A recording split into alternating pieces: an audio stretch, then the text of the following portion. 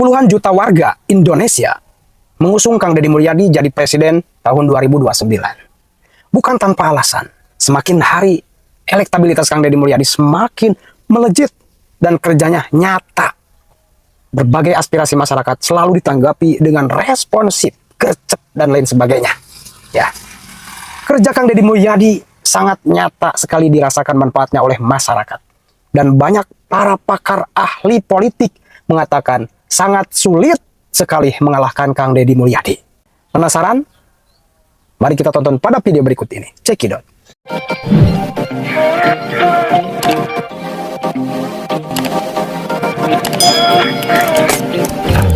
Nyoblos Kang Deddy.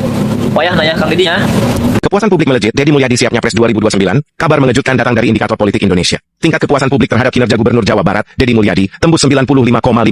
Angka ini naik tiris dari survei Mei 2025 yang berada di 94,7% dan disebut relatif stabil. Founder indikator, Burhanuddin Muhtadi, menyebut tren ini menunjukkan dukungan publik yang sangat kuat. Dengan elektabilitas dan kepuasan setinggi ini, nama Deddy Mulyadi mulai masuk bursa Capres 2029. Apakah ini sinyal kuat dari Jawa Barat menuju istana? Menurut kamu, layakkah Deddy Mulyadi maju di Pilpres 2029?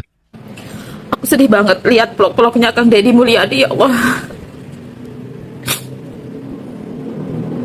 Sehat-sehat beliau.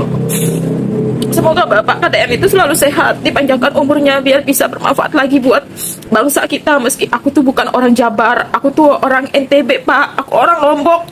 Tapi senang banget lihat vlog-vlognya Bapak, dan aku tuh kagum banget sama Bapak.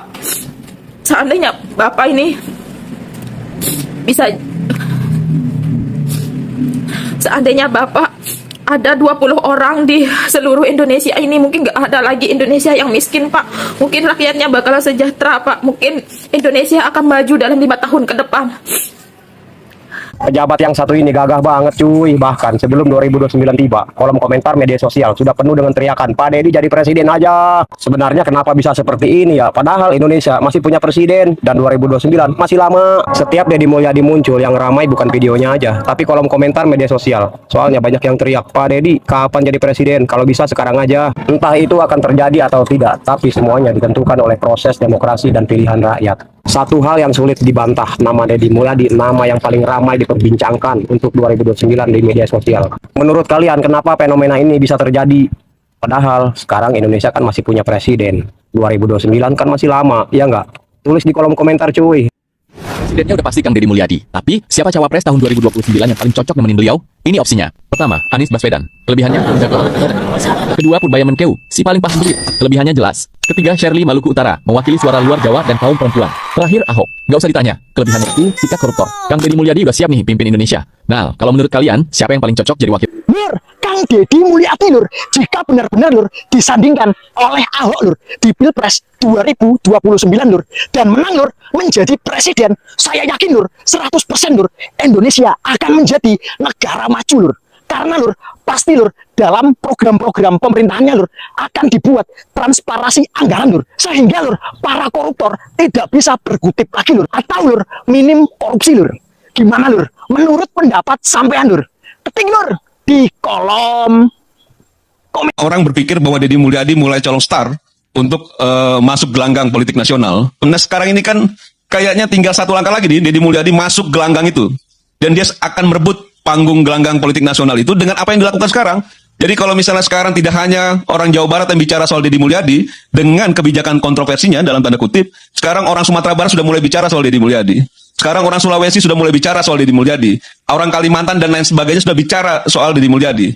Sehingga tingkatan popularitas Deddy Mulyadi akan merangkak naik. Tapi bahwa memang ada upaya Deddy Mulyadi untuk menaikkan strata politik dia sebagai tokoh politik nasional, ini yang rasa-rasanya bukan bahwa memang Pilpres di 2029 masih terlalu jauh. Mungkin Deddy Mulyadi tidak berpikir Pilpres 2029, tapi bahwa dia ingin melihat publik Indonesia atau rakyat Indonesia melihat bahwa dia sudah layak masuk dalam jajaran yang diperhitungkan menjadi pimpinan nasional ke depan. Memang seringkali juga melangkahi teman-teman di legislatif, termasuk soal APBD dan lain sebagainya. Hubungan antara legislatif eksekutif ini menjadi sesuatu yang sangat serius. Karena memang tidak saja di tingkatan kepala daerah, di tingkatan presiden pun seringkali juga hubungannya kan juga tidak terlalu baik. Kenal dengan apa itu Bapak Aing kan gitu ya, Bapak Aing ini, Bapak Aing itu. Jangan-jangan nanti orang Padang juga ngomong Bapak Aing juga ini. Oh ini Bapak Aing kan gitu loh. Atau jangan-jangan orang di Kalimantan Bapak Aing gitu loh. Nah ini kan soal-soal ya sebenarnya ya bagus-bagus saja.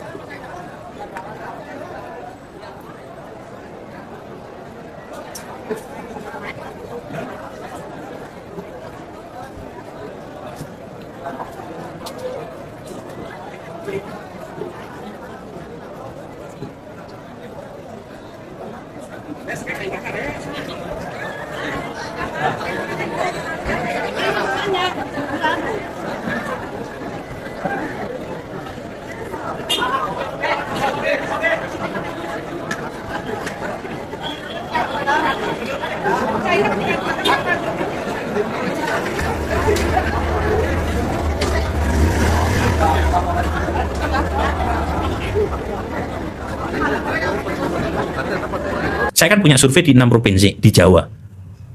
Itu betul-betul disrupsi kasus Deddy Mulyadi ini. Jadi kebijakan yang sangat lokal di Jawa Barat diketahui di Jawa Timur, di Jawa Tengah, di Banten, di DKI. Dan tingkat pengetahuannya di atas 80%. Itu karena yang kemakan kayak apa Nagita Slavina, Iwan Gunawan kemakan. Kang Deddy nih nggak mau ini nih, mau barang Kang Deddy. Ya suamiku nih belum makan nih. Nah, gitu-gitu kan. Mau makan nih. Dan memang kayak begini-begini ini kan kita nggak bisa membatasi efek medsos, efek internet berdasarkan geografi, nggak bisa. Iya, bener. Ini nggak mau mandi nih gitu. Kang Deddy mau Tambah kemana? lagi, gitu. tambah lagi. Apalagi Deddy habis itu nanggepin kan. Sirkus Iya, mana? sirkus. Persikas juga mana? Sama kamu.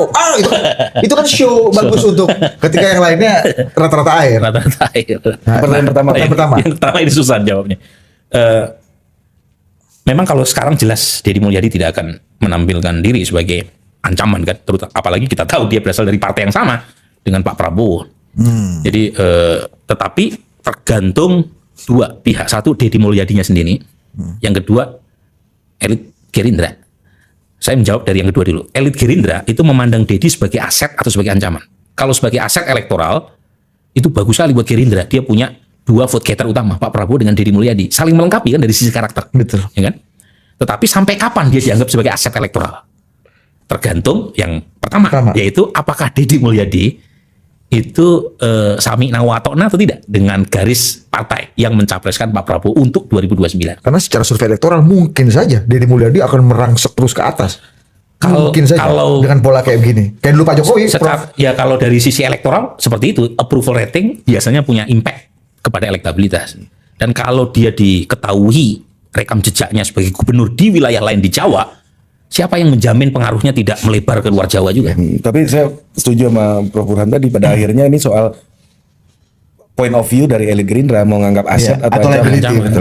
Nah, tetapi kalau dia dianggap sebagai ancaman atau aset, itu kan lagi-lagi tergantung oleh sikap Deddy. Deddy-nya masih tegak lurus nggak? Atau mengentertain dukungan tepuk tangan ini kan? Dan jangan lupa pemilu kita kan sangat tergantung oleh elektabilitas personal. Nah, kalau toh misalnya Gerindra tidak memberi kesempatan buat Deddy sebagai pendamping Pak Prabowo 2029, siapa yang menjamin partai lain tidak menawari atau menggoda Deddy Mulyadi untuk menyediakan tiket di saat MK sudah meniadakan presidensial threshold? Jadi memang makin ini karena presidensial threshold ditiadakan. Jangan lupa ditiadakan itu bukan hanya partai yang lolos PT, partai sebagai peserta pemilu boleh menominasikan capres dan cawapres. Jadi makin lebar. Kalau gitu desainnya, tapi kan masuk ke paket undang-undang politik. Nanti kan diterjemahkan. Kalau bisa diterjemahkan. Remnya kan nanti dipakai undang-undang politik. Kalau misalnya cuma 8 partai yang lolos dia PT. mempertimbangkan jumlah calon, ada tulisan itu di putusan MK-nya. Kalau misalnya 8 partai saja. Kalau kita mengacu pada pengalaman 2024, kurang baik apa Pak Jokowi kepada Nasdem dan PKB. Banyak sekali insentif kekuasaan yang diberikan kepada dua partai. Tapi untuk kepentingan elektoral 2024, keduanya bisa memilih Anies Baswedan yang kita tahu jaraknya dari sisi hati dengan Pak Jokowi jauh sekali. Tapi seorang Surya Paloh mengambil putusan itu dan membuat kompetisi pilpres kemarin menurutku asik sekali. Asik. 3 calon yang punya masing-masing style dan ini yang berbeda dan saling melengkapi lah. Nah, itu artinya saya nggak bisa menjawab sekarang karena masih kalau istilahnya itu moving target. Jadi kita nembak apa istilahnya itu shooting the moving target. Jadi targetnya itu bergerak. Jadi kalau kita tembak sekarang, jangan-jangan malah kita kena peluru nyasar, kena mantul. Tapi kuncinya 2 tadi benar, Bro. Satu elit Gerindra. Ini aset apa ancaman? Dan Kang Deddy-nya sendiri. Mengentertain apa enggak tepuk tangannya? Kali-kali undang aja keduanya dalam satu forum yang sama di sini. Cocok juga kalau kita lanjutkan lagi nih, kita dibawa ke baraknya. Saya mengucapkan terima kasih yang sebesar-besarnya kepada Kanda Deddy Mulyadi atas bantuannya terhadap bencana alam yang ada di Medan, Aceh, Tapanuli Tengah, Sibolga dan sekitarnya, Tapanuli Selatan dan sekitarnya. Saya ucapkan terima kasih banyak sebagai warga negara Indonesia melihat sosok Kang Deddy Mulyadi sebagai Gubernur Jawa Barat. Namun, tindakan Kanda Deddy Mulyadi hari ini adalah sebagai orang pribadi. Saya lihat di beberapa videonya dia mengumpulkan uang 7 miliar dalam kurang lebih 5 menit untuk bantuan bencana alam yang ada di Sumatera Utara. Dan itu dia pribadi mengeluarkan senilai 1 miliar sebagai orang pribadi dan berupa jajaran beberapa jajaran sehingga terkumpul 7 miliar. Dan ini saya apresiasi, sangat-sangat apresiasi, karena tindakan yang seperti ini tidak dilakukan oleh gubernur lain, misalnya gubernur DKI dan lain-lain lah. Saya kira setiap provinsi jika pemikirannya seperti Kang Deddy itu bagus bahu-membahunya dalam aspek ekonomi. Sangat-sangat bagus. Artinya provinsi adalah tetangga gitu. Provinsi DKI, Provinsi Sumut, Provinsi Jawa. Bahu-membahu dalam menangani masalah gitu. Saya lihat beberapa video beliau itu memang dia melihat kas dari APBD dari Pemprov itu gitu. APBD dari pemerintahan mereka masing-masing. Dan ini luar biasa, dan gak semua gubernur berpikir, bertindak cepat, sigap, dan tanggap seperti Kang Deddy ini. Dan saya betul-betul salut, kagum, saya apresiasi. Terlepas niatnya dari apapun itu ya, entah itu pencitraan, entah itu apapun, saya tetap apresiasi. Karena tindakan beliau betul-betul membantu untuk bencana alam yang ada di Sumatera. Dan saya kira sosok Kanda Deddy Mulyadi adalah sosok orang besar yang ada di NKRI ini. Dan saya kira the next Capres 2029. Tapi terlepas apapun, entah itu pencitraan, entah apapun itu, apa yang dia lakukan, tindakan yang dilakukan adalah manfaat untuk orang-orang banyak, khususnya yang kena musibah di Sumatera Utara. Untuk itu, saya sekali lagi mengucapkan terima kasih yang sebesar-besarnya sebagai warga negara, sebagai rakyat NKRI. Dengan munculnya Kang Deddy Mulyadi, Gubernur Jawa Barat, langsung bertindak, saya kira melebihi kapasitas sebagai pemerintah pusat, karena dia adalah Gubernur Jawa Barat. Sekali lagi, top. Terima kasih sudah menonton. Jangan lupa like, subscribe, dan tekan tombol lonceng. Bye-bye.